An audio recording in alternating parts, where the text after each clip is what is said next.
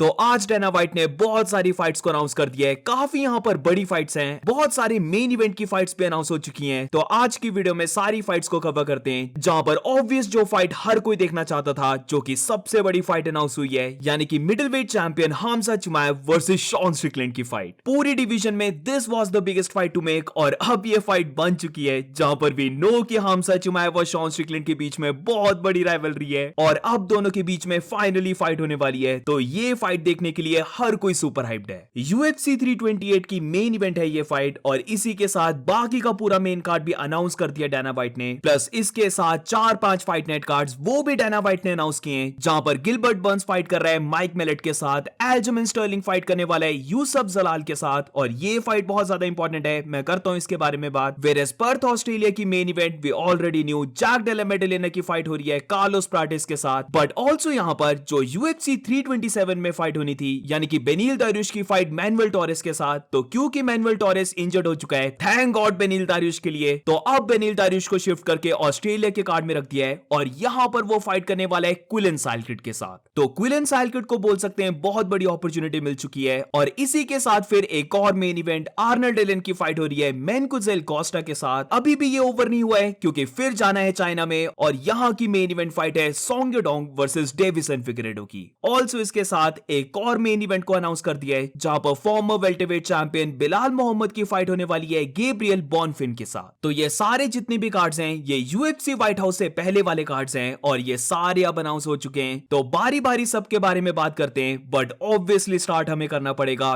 UFC 328 की main event fight से, जहां पर हमजा चिमाएव की फाइट हो रही है शॉन स्ट्रिकलैंड के साथ। तो 9th मई को ये इवेंट होने वाला है, और भाई शॉन स्ट्रिकलैंड को अपॉर्चुनिटी मिल चुकी है, जहां पर हर कोई ये चाहता था कि दोनों की फाइट हो, क्योंकि यही फाइट डिवीजन की सबसे बड़ी फाइट है। और थोड़ा सा तुम बोल सकते हो सैड लग रहा है नसरुद्दीन इमामोव के लिए, क्योंकि वो टाइटल शॉट के बहुत पहले से डिजर्विंग है, बट क्योंकि शॉन स्ट्रिकलैंड एंथनी हर्नांडेज को फिनिश कर देता है, और इसी के साथ फिर एक और पॉइंट मिल गया कि स्ट्रिकलैंड ने तो ऑलरेडी बीट कर दिया था इमामोव को, प्लस इसी के साथ बिग मनी फाइट को भी जब हम देखें तो वो हमजा और स्ट्रिकलैंड की बनती है। तो आई गेट इट, इमामोव को बोल सकते हैं कि उसे अपॉर्चुनिटी मिलनी चाहिए थी, पर जब ओवरऑल पिक्चर को देखते हैं, जो कि मैक्सिमम फैंस चाहते हैं देखना, तो वही फाइट UFC ने हमें डिलीवर की है, जहां पर हमजा फाइट करेगा स्ट्रिकलैंड के साथ। 1-2 सालों से दोनों की राइवलरी चल रही है। शॉन स्ट्रिकलैंड का ये कहना है कि कोई भी हमजा चिमाएव को बीट नहीं कर सकता एक्सेप्ट उसके, क्योंकि उसे पता है हमजा के स्टाइल को, और वो उसे काउंटर कर सकता है। वेयरएज दूसरी साइड हमजा चिमाएव का यही कहना है कि वो शॉन स्ट्रिकलैंड को भी स्मैश कर देगा। ऑल्सो इसके साथ जब राइवलरी की बात करते हैं, तो बैक इन द डे जब दोनों ने स्पारिंग की थी, तो दोनों की ही अपनी अपनी स्टोरी है, जहां पर ऑब्वियसली हमजा चिमाएव ने ये बोला है कि उसने शॉन स्ट्रिकलैंड को टैप आउट करवाया है, उसने सबमिट किया है स्ट्रिकलैंड को, जो कि देखा जाए तो स्ट्रिकलैंड ने भी एग्री किया है, बट स्ट्रिकलैंड ने इसके साथ ये भी कहा कि फाइट स्टार्ट हो रही थी ग्राउंड में, और इसी के साथ जब प्रॉपर स्पारिंग हुई, तब हमजा चिमाएव को उसने क्विट करवा दिया था। तो इतने टाइम से दोनों ही फाइटर्स ने बोला है कि उनके बीच में जितनी भी स्पारिंग या फिर ट्रेनिंग हुई है, उन्होंने वो सारी चीजें विन की हैं। तो अब फाइनली दोनों की फाइट होने वाली है, और हमें पता लग जाएगा कि कौन सा फाइटर ज्यादा हाई लेवल का है। फाइट तो चलो होने वाली है संडे को, बट सबसे ज्यादा जिसकी एक्साइटमेंट है वो प्रेस कॉन्फ्रेंस की रहने वाली है, क्योंकि अगर शॉन स्ट्रिकलैंड को ये नहीं बोला कि उसे कंट्रोल करना है अपने आप को, तो इमेजिन ही कर सकते हो तुम कि उसने क्या क्या बोलना है, क्या कुछ नहीं कर देगा वो। और मेरी ओपिनियन में फाइट से पहले जो उसके पास सबसे बड़ा चांस है हमजाद के हेड में घुसने का, तो वो प्रेस कॉन्फ्रेंस में ही चांस है, क्योंकि वहां पर वो हमजाद को एंग्री कर सकता है। मे बी फिर फाइट के टाइम हमजाद अपने गेम प्लान को फॉलो ना करे। तो आई think so behind the scenes अगर स्ट्रिकलैंड को कंट्रोल करने को नहीं बोलते हैं, तो फिर वो डेफिनेटली पूरा फटने वाला है, और फॉर श्योर हम दूसरी साइड से हमजा चिमाएव को भी सुनने वाले हैं। तो फाइट से ज्यादा तो एंटीसिपेशन प्रेस कॉन्फ्रेंस की है, क्योंकि उसके बाद फेस ऑफ भी होगा, डेफिनेटली बहुत ज्यादा सिक्योरिटी रहने वाली है। तो ये फाइट बनते हुए देखकर सच में बहुत ज्यादा मजा आया। अब इन पर्टिकुलर फाइट के बारे में मैं ज्यादा बात नहीं करने वाला हूं, बट हाँ मैं डेफिनेटली लीन कर रहा हूं हमजा चिमाएव की साइड, जहां पर आई थिंक सो कि हमजा के पास पूरी एबिलिटी है कि वो फाइट में स्ट्रिकलैंड को फिनिश तक कर दे। तो सब कुछ डिपेंड करता है कि शॉन स्ट्रिकलैंड कैसे के स्टार्टिंग के राउंड्स को सर्वाइव करता है, क्योंकि बोल सकते हैं कार्डियो उसके पास बहुत ज्यादा है, तो आराम से स्ट्रिकलैंड पूरे 5 राउंड्स अच्छी पेस में निकाल सकता है। बट यहां पर कुछ लोग थोड़ा सा गलत बोल रहे हैं, और ये मुझे एड्रेस करना पड़ेगा। लास्ट फाइट में भी हमने ये देखा था कि अगर तुम हमजाद को जरा भी ट्रबल नहीं दे रहे हो, वो तुम्हें डोमिनेट कर रहा है, तो फिर हमजाद भी आराम से 5 राउंड्स निकाल देगा। तो ये चीज नहीं है कि हमजाद के अगेंस्ट लेटर राउंड्स तक फाइट को लेके जाओ और फिर ट्राई करो विन करने की, बल्कि अगर हमजाद को टायर्ड करना है, उसे बीट करना है, तो फिर स्टार्टिंग से ही हमजाद के अगेंस्ट कुछ ऐसी चीजें करने पड़ेंगी जिससे कि हमजाद को ज्यादा वर्क करना पड़े, जिससे कि तभी बोल सकते हैं कि शॉन स्ट्रिकलैंड के पास एबिलिटी होगी कि वो लेटर राउंड्स में हमसाद को बीट कर दे। बट ऑब्वियसली हमसाद के अभी तो मुझे बहुत ज्यादा चांसेस लग रहे हैं, क्योंकि या तो वो स्ट्रिकलैंड को पहले के ही 2 राउंड्स में सबमिट कर देगा, और अगर वो ऐसा नहीं कर पाया तो मे बी ड्रिकस की तरह वो फाइट को डोमिनेशन से विन करने वाला है। तो 9 मई को दोनों की फाइट है, तो बोल सकते हैं इतना ज्यादा भी टाइम नहीं है। तो मैं तो सुपर एक्साइटेड हूं फाइट देखने के लिए, और अ फ्यू डेज के बाद दोनों के इंटरव्यूज भी चलने लग पड़ेंगे। तो जब तक फाइट नहीं हो जाती दोनों की, हर एक इंटरव्यू देखने में मजा आने वाला है, क्योंकि फॉर श्योर दोनों फाइटर्स एक दूसरे के ऊपर बहुत ज्यादा ट्रैश टॉक करेंगे। बट इसके बाद जब हम बाकी कार्ड को देखते हैं तो ये इतना अच्छा कार्ड नहीं है, जहां पर ऐसा लग रहा है कि यूएफसी ने सारा अपना एफर्ट मेन इवेंट को बनाने में लगा दिया है। क्योंकि उसके बाद अगर हम को मेन इवेंट को देखते हैं तो यहां पर हैवीवेट डिवीजन की फाइट हो रही है बिटवीन अलेक्जेंडर वॉल्कोव और वाल्डो कॉर्टेज अकोस्टा। बहुत बड़ी फाइट है, अगर अलेक्जेंडर वॉल्कोव विन करता है तो डेफिनेटली उसे टाइटल शॉट मिलना चाहिए नेक्स्ट। बट इसी के साथ क्या ये फाइट को मेन इवेंट डिजर्व करती है? तो डेफिनेटली नॉट। आई थिंक सो ये मेन कार्ड में होनी चाहिए, बट को मेन इवेंट में अगर कोई और बड़ी फाइट होती तो ये कार्ड और बड़ा बन जाता। अलेक्जेंडर वॉल्कोव और अकोस्टा की फाइट देखने में बहुत मजा आने वाला है, क्योंकि अभी तक वाल्डो कॉर्टेज अकोस्टा ऐसे फाइटर्स के साथ फाइट कर रहा था जो कि वाइल्ड पंचेस उसके ऊपर थ्रो कर रहे थे और पुश कर रहे थे उसे बहुत ज्यादा, तो इसीलिए वो अपनी काउंटर गेम में विन कर जा रहा था। बट वी ऑल नो कि अलेक्जेंडर वॉल्कोव ऐसा नहीं है। एक तो उसके पास बहुत ज्यादा रीच है, और इसी के साथ वो हैवीवेट डिवीजन के कुछ ऐसे फाइटर्स में से एक है जो अपनी पावर से ज्यादा टेक्निक पर रिलाई करते हैं। तो मजा आएगा ये फाइट देखने में, विनर को मिल सकता है टाइटल शॉट। इसके बाद अगर बात करें तो वेल्टरवेट डिवीजन की फाइट है, जहां पर शॉन ब्रेडी फाइट करने वाला है वॉक इन बकली के साथ। अब काफी लोगों को ये नहीं पता होगा, बट आउटसाइड ऑफ यूएफसी दोनों फाइटर्स एक दूसरे को लाइक नहीं करते हैं, बल्कि दोनों की राइवलरी है, जहां पर शॉन ब्रेडी ने भी कहा है कि पब्लिक में उसने बकली को कन्फ्रंट भी किया था। तो ये फाइट भी देखने में मजा आने वाला है, क्योंकि यहां पर बोल सकते हैं दोनों फाइटर्स ऑलराउंड फाइटर्स हैं। क्या शॉन ब्रेडी यहां पर बकली को जस्ट लाइक कमारू उस्मान बार बार ग्राउंड में लेके जाकर उसे वहीं पर बीट कर सकता है? ये चीज देखना बहुत इंपॉर्टेंट होगी, and I am pretty sure Sean Brady का गेम प्लान भी यही रहने वाला है। बट क्योंकि उसका साइज उस्मान जितना नहीं है, वो एक रिलेटिवली शॉर्ट फाइटर है, तो बकली के पास यहां पर बहुत अच्छी अपॉर्चुनिटी बन जाती है कि वो रिवर्स करे शॉन ब्रेडी को, या फिर उसके टेकडाउन्स को डिफेंड करके फोर्स करे शॉन ब्रेडी को फीट में स्ट्राइकिंग करने के लिए। तो सही फाइट है ये। बट इसके बाद इस मेन कार्ड की जो बाकी 2 फाइट्स हैं उनका मुझे ज्यादा मीनिंग लग नहीं रहा है। जहां पर लाइट हैवीवेट डिवीजन की बात करें तो एक और बार यान ब्लोविच की फाइट होने वाली है बोगदान गस्कॉव के साथ। जस्ट अभी लास्ट फाइट ही दोनों ने की थी, जहां पर ड्रॉ गई थी फाइट। तो एक साइड का बोल सकते हैं कि हाँ ये सेंस बनाती है कि दोनों फिर से फाइट कर रहे हैं, और अब लग जाएगा कि कौन सा फाइटर विन करता है फाइट को। बट क्या इसकी रियली जरूरत थी? मेरा तो यही मानना है कि यान को सच में बड़ी फाइट दे सकते थे, क्योंकि रियली अगर हम उसके करियर को देखें तो जो फाइट्स उसने हारी भी हैं वो सारी टॉप फाइटर्स के अगेंस्ट आई हैं। बट एनीवेज पहली फाइट दोनों की अच्छी गई थी, तो आई एम रियली होपिंग ये वाली भी अच्छी जाए और इस बार दोनों के बीच में विनर मिल जाए। अब मेन कार्ड की लास्ट फाइट की बात करें तो यहां पर फाइट होने वाली है लाइटवेट डिवीजन में, और मुझे तो ये समझ नहीं आया क्योंकि बॉबी ग्रीन फाइट कर रहा है जर्मी स्टीवन के साथ। Jeremy Stephens, who the fuck is that guy, सबको ये याद होगा। और अभी तुम अगर उसके करियर को देखोगे तो एक फाइट वो यूएफसी में कर रहा है, फिर एक फाइट वो बेयर नकल में कर रहा है, अब वापस वो इस कार्ड में फाइट करने वाला है। बट शॉकिंग यहां पर मुझे ये लगा कि ये फाइट मेन कार्ड में कैसे?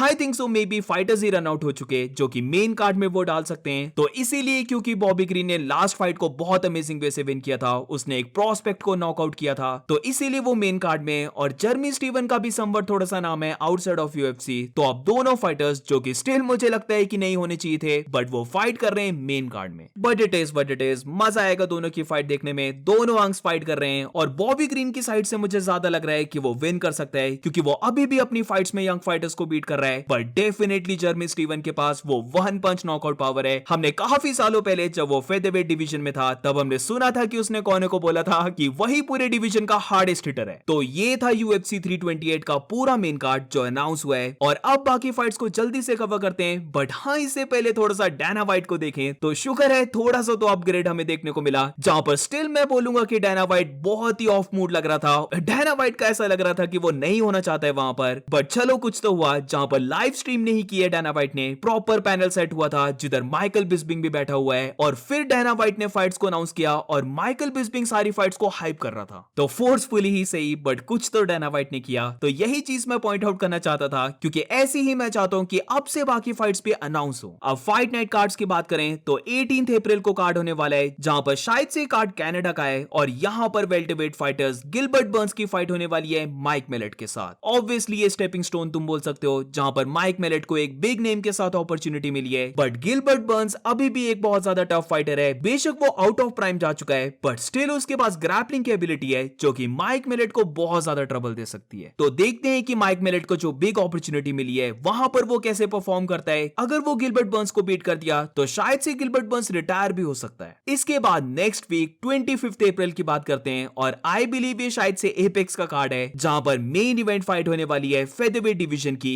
और यहां पर एल्जमेन स्टर्लिंग फाइट कर रहा है यूसुफ जलाल के साथ। अब सच बोल रहा हूं, आई नेवर थॉट कि ये मैचअप बनने वाला है। मुझे लगा कि एल्जमेन स्टर्लिंग अपने से ऊपर रैंक वाले फाइटर के साथ लाइक यायर रॉड्रिगेज ने इतने टाइम से फाइट नहीं की है तो मे बी उसके साथ, या फिर हल्का सा चांस था कि वो डिएगो लोपेस के साथ फाइट कर ले, बट लोपेस की फाइट बुक हो चुकी है व्हाइट हाउस कार्ड में, तो इसीलिए अब एल्जमेन स्टर्लिंग फाइट कर रहा है नंबर 7 रैंक फाइटर यूसुफ जलाल के साथ। और यहां पर एक इंटरेस्टिंग बात है जो मैंने स्टार्टिंग ऑफ द वीडियो में बोली थी कि अगर तो एल्जमेन स्टर्लिंग विन करता है तो मे बी उसे भी टाइटल शॉट मिल जाए। अब ये चीज मैं इसलिए बोल रहा हूं क्योंकि जब डायना व्हाइट ने फाइट को अनाउंस किया तो माइकल बिस्बिंग जब इस पर बात करता है तो वहां पर उसने इस वाली लाइन को ऐड किया कि एल्जमेन स्टर्लिंग बहुत ज्यादा क्लोज है टाइटल शॉट के, और अगर वो यूसुफ जलाल जो कि अब एक प्रॉपर प्रोस्पेक्ट बन चुका है तो उसे बीट कर देता है, एक यंग फाइटर को बीट कर देता है, तो क्योंकि एल्जमेन स्टर्लिंग ऑलरेडी दूसरी डिवीजन का चैंपियन था तो इसीलिए उसे फेदरवेट डिवीजन का भी टाइटल शॉट मिल सकता है। मे बी ये फाइट थोड़ी सी बोरिंग जाए बट जो रिजल्ट होगा वो देखने में मजा आने वाला है क्योंकि वी नो कि एल्जमेन स्टर्लिंग हेवी ग्रैपलिंग अप्रोच लेके आएगा। बट यूसुफ जलाल की बात करें तो स्ट्राइकिंग तो उसकी बहुत अच्छी है, बट रीसेंट टाइम में हमने देखा है कि वो ऑलराउंड फाइटर बन चुका है जहां पर ग्राउंड गेम उसने बहुत अच्छी कर ली है। वो ऑल्सो इसके साथ प्राइम में है, यंग फाइटर है, तो लेट्स सी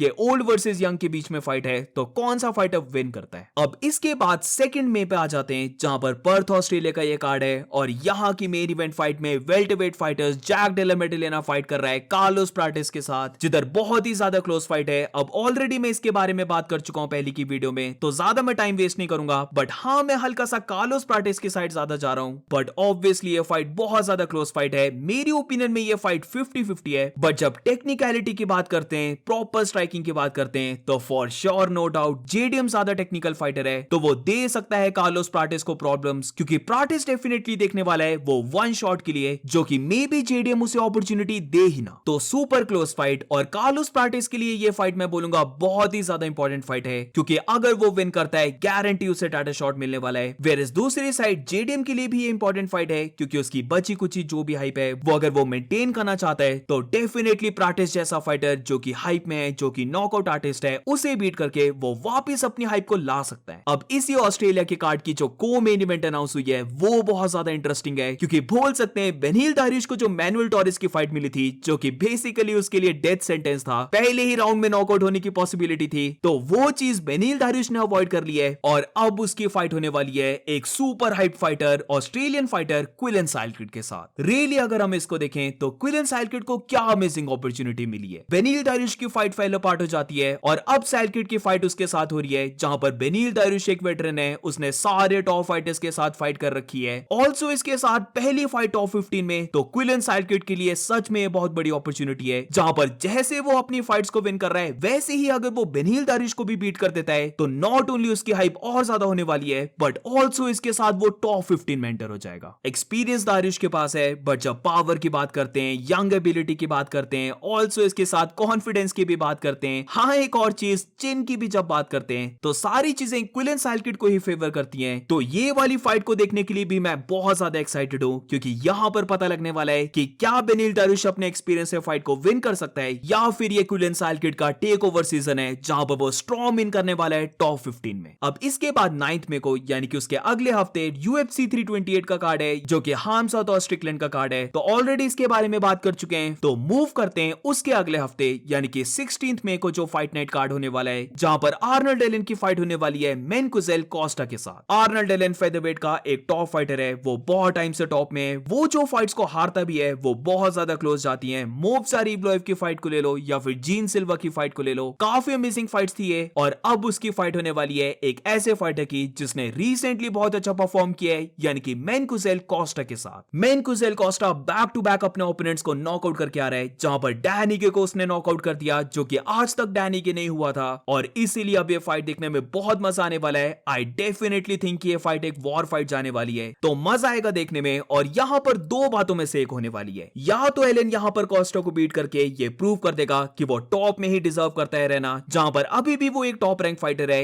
या फिर मेनकुजेल कोस्टा आर्नल्ड एलन को बीट करने वाला है और आने वाली वाली फाइट्स में फिर सीरियस कंटेंडर बन सकता है टाइटल शॉट के। अब इसके बाद चाइना चलते हैं, जहां पर यूएफसी मकाऊ का ये इवेंट है और ये 30th मई को होने वाला है, जिधर main event fight bantamweight division fighter Song Yadong versus Deiveson Figueiredo की है। ये 5 राउंड्स की फाइट है और I think so Song Yadong fight को विन करने वाला है, क्योंकि अब मुझे लगता है डेविसन का टाइम ओवर हो चुका है। तुम सबको पता होगा जब डेविसन ने बैंटमवेट डिवीजन में डेब्यू किया था तो मैं बहुत ज्यादा हाइप था, वो फाइट्स को विन भी कर रहा था, पीटीआन के साथ उसने एक वॉर को पुट ऑन किया। बट अब अगर हम रियली फिगी की स्टाइल को देखते हैं तो वो बहुत ज्यादा शेल अप वाला फाइटर बन जाता है, जहां पर ना तो वो ज्यादा कुछ थ्रो करेगा, वो ट्राई करेगा अपने जैब से फाइट को विन करने का, लेग किक से विन करने का। समवट ऐसा लगता है कि डेविसन फिगरेडो बस चाहता है कि वो सर्वाइव भी करे, और ऑब्वियसली ये चीजें इनफ नहीं रहती हैं कि वो फाइट को विन करे। तो चाइना का ही ये इवेंट है, होम कंट्री में सॉन्ग येडोंग फाइट करने वाला है। वो एक प्रेशर वाला फाइटर है जो कि एक ऑलराउंड फाइटर है, तो अभी से मुझे फीलिंग आ रही है कि वो डेविसन फिगरेडो को डोमिनेट करने वाला है। अब इसके बाद जो लास्ट इवेंट है यानी कि यूएफसी फाइट नाइट, जो कि वंस अगेन मुझे लगता है एपेक्स का कार्ड है, तो यहाँ की मेन इवेंट फाइट है welterweight division fighters Belal Muhammad versus Gabriel Bonfim के बीच में। गैब्रियल बॉनफिम का बोल सकते हैं कि वो एक ज्यादा बेटर भाई है जब फाइटिंग की बात आती है, जहां पर अभी तक वो बस एक ही फाइट को लूज किया है। वो एक प्रेशर करने वाला फाइटर है जिसकी ग्राउंड गेम बहुत ज्यादा अमेजिंग है, बहुत सारे वो सबमिशंस करता है, और अब तुम बोल सकते हो फाइनली उसे एक अपॉर्चुनिटी मिल चुकी है टॉप रैंक में क्रैक करने की, जहां पर former welterweight champion Belal Muhammad, जो कि खुद भी एक बहुत अच्छी विन स्ट्रीक में था, तो अगर ऐसे फाइटर को वो बीट कर देता है तो डेफिनेटली वो टाइटल पिक्चर में आने वाला है। बिलाल मोहम्मद की बात करें तो ऑलरेडी उसे पहले बहुत ज्यादा ग्राइंड करनी पड़ी थी टाइटल शॉट पाने की, तो ये फाइट को तो ऐसा लग रहा है कि बिलाल के लिए मस्ट विन फाइट हो सकती है, जहां पर इयन गैरी के साथ बिलाल ने बहुत ज्यादा क्लोज फाइट की थी। बट ये फाइट का लग रहा है क्लोज करने से काम नहीं चलेगा, बिलाल को विन करना ही पड़ेगा, क्योंकि अगर वो 3 फाइट्स की लूजिंग स्ट्रीक में आ जाता है तो भूल जाओ उसे टाइटल शॉट मिल रहा है फिर। अब एक चीज यहां पर बिलाल के लिए बहुत ज्यादा सही हुई है कि ये फाइट 5 राउंड्स की है, और समवट मुझे डाउट है कि गैब्रियल बॉनफिम पूरे 5 राउंड्स अगर बिलाल मोहम्मद उसके ऊपर प्रेशर डालता है तो वो निकाल पाएगा अच्छे से, क्योंकि खुद भी बिलाल एक बहुत अच्छा प्रेशर करने वाला फाइटर है। और इसी के साथ मेन बात यहां पर ये आती है कि बिलाल एक बस ट्राई करनी है, बल्कि शायद से हमें यहां पर मेनली देखने को मिलने वाला है कि बिलाल मोहम्मद ग्रैपलिंग ज्यादा कर रहा है। मैं यहां पर ज्यादा साइड कर रहा हूं बिलाल मोहम्मद की, क्योंकि अगर तो वो बार बार टेक डाउन करने की ट्राई करता है, प्रेशर करता है गैब्रियल को, जहां पर क्लिंच कर रहा है, स्ट्राइकिंग कर रहा है, सब कुछ थ्रो कर रहा है बिलाल मोहम्मद, तो फील आ रही है कि गैब्रियल बॉनफिम बेशक वो बहुत ज्यादा स्ट्रॉन्ग फाइटर है, वो काफी अमेजिंग विन स्ट्रीक पर है, वो कर सकता है सबमिट बिलाल को ग्राउंड में, बट जब लेटर राउंड्स की बात करते हैं तो वो गैस आउट होने वाला है, वो टायर्ड होने वाला है, और वहां पर बिलाल मोहम्मद काफी अच्छा शाइन कर सकता है। बस एक चीज लग रही है जो बिलाल मोहम्मद फकअप कर सकता है, और वो है कि अगर वो गेम प्लान को फॉलो ना करे और ट्राई कर रहा है गैब्रियल बॉनफिम के साथ स्ट्राइकिंग करने का, तो वंस अगेन यहां पर हो सकता है कि बिलाल मोहम्मद फाइट को लूज कर रहा है, और क्योंकि उसकी